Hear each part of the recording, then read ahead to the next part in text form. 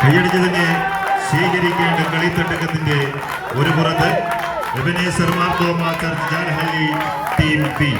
മറുഭാഗത്ത് saint Sebastian forane church മത്തിക്കര.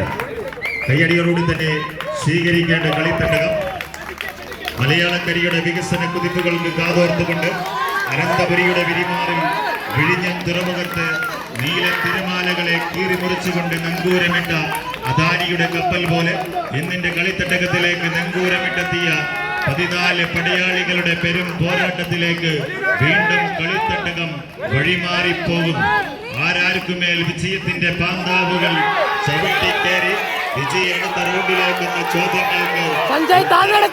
താഴെ താഴെ താഴെ താഴെ വന്നു വന്നു താഴെ താഴെ താഴെ